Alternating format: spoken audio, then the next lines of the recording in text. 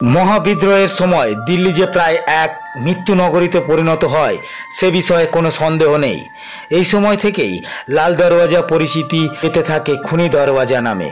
আর এই খুনি দরওয়াজা থেকে নাকি এখনো চুইয়ে পড়ে রক্ত। কি সেই ঘটনা? আপনি একজন বুদ্ধিমান, আপনার জানবার আগ্রহ অনেক, তাই বং ফাইল শুধুমাত্র আপনার জন্য। আর বং ফাইল নিয়ে আসে না জানা অনেক রহস্যময় তথ্য, তাই সেগুলো জানবার জন্য এখনই সাবস্ক্রাইব করুন, পাশে থাকা বেল আইকন প্রেস করুন, যাতে বং ফাইলের ভিডিও সবার আগে আপনার কাছে পৌঁছে যায়।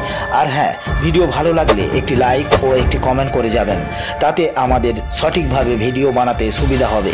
তো আজকের ভিডিও শুরু করা যাক।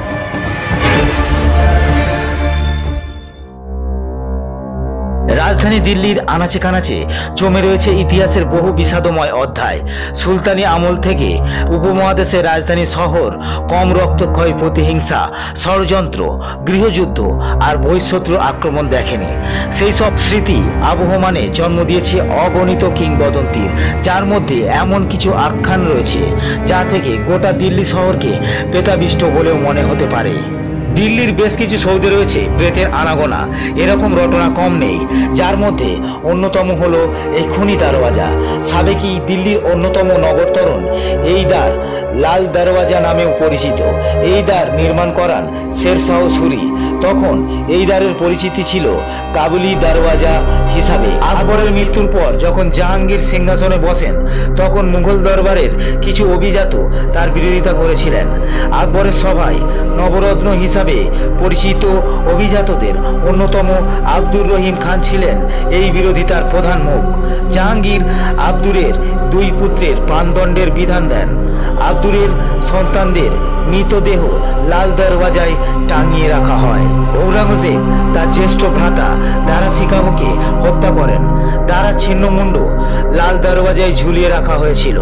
1739 সালে যখন পারস্য সম্রাট নাদির শাহ দিল্লি আক্রমণ করেন, তখন তিনি শহর জুড়ে রক্তের স্রোত বইয়ে দেন বলে জানা যায়। অনেকের মতে এই দ্বারের সামনেই বড় সড় গণহত্যা সংঘটিত হয়েছিল। 1857 সালের মহাবিদ্রোহের সময় 3 মুঘল শাহজাদাকে হত্যা করা হয় এখানে। বাহাদুর শাহ জাফরের দুই পুত্র মির্জা মুঘল ও মির্জা খিজর সুলতান এবং তার নাতি মির্জা আবু বকতকে ব্রিটিশ সেনাধিকারী উইলিয়াম হাডসন হত্যা করেন। কথিত তাদের মৃতদেহ লাল দরওয়াজায় ঝুলিয়ে রাখা হয়, যদিও সময়কালীন সাক্ষ্য জানায় শাহজাদাদের দেহ অন্যত্র রাখা হয়েছিল। তবে মহাবিদ্রোহের সময় দিল্লি যে প্রায় এক মৃত্যু নগরীতে পরিণত হয় সে বিষয়ে কোনো সন্দেহ নেই। এই সময় থেকেই লাল দরওয়াজা পরিচিত পেতে থাকে খুনি দরওয়াজা নামে। 1947 সালের সাম্প্রদায়িক দাঙ্গার সময় এই দ্বার সংলগ্ন এলাকায় শরণার্থীদের শিবিরে হামলা হয়। বহু মানুষ মারা যান এই হামলায়। খুনি দরওয়াজার পেছনে থমকে থাকা এই রক্তস্রোত ও হিংসার ইতিহাস থেকে ক্রমেই জন্ম নেয় বেশ কিছু কিংবদন্তি। শোনা যায় বর্ষাকালে খুনি দরওয়াজার ভেতরের ছাদ থেকে রক্ত চুইয়ে পড়ে। এমনও কথাও রটে যে খুনি দরওয়াজার ভেতরের সিঁড়িতে এক কবন্ধ মূর্তিকে দেখা যায়। ধারণা যে এই মুন্ডহীন প্রেত নাকি শাহজাদা দার শিকোহর, যাকে ঔরঙ্গজেব প্রাণদণ্ড দিয়েছিলেন। এক সময়ে খুনি দরওয়াজার ভেতরে প্রবেশ করা যেত, তখন নাকি অনেকেই অশরীরী স্পর্শ পেয়েছেন।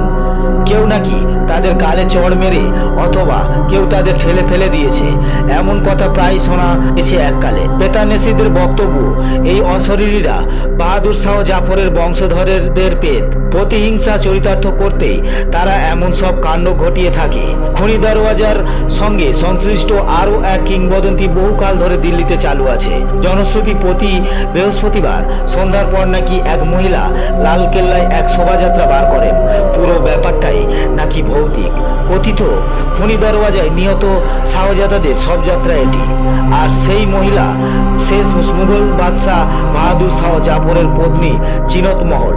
লালকেল্লার লাহোর গেট থেকে বার হয়ে নাকি গোটা কেল্লা পরিক্রমা করে সেই লোকযাত্রা। অনেকের দাবি এই ভৌতিক লোকযাত্রার পুরো ভাগে থাকেন স্বয়ং বাহাদুর শাহ জাফর, যদিও নির্বাসিত বাহাদুর শাহের মৃত্যু হয় মায়ানমারে। তো এই ছিল আজকের ঐতিহাসিক খুনি দরওয়াজার একটি ভুতুড়ে ঘটনার কথা। যদি ভিডিও ভালো লাগে তাহলে একটি লাইক ও একটি কমেন্ট করে যাবেন। আর অবশ্যই সাবস্ক্রাইব করবেন যাতে পরের ভিডিও আপনার কাছে পৌঁছে যায়।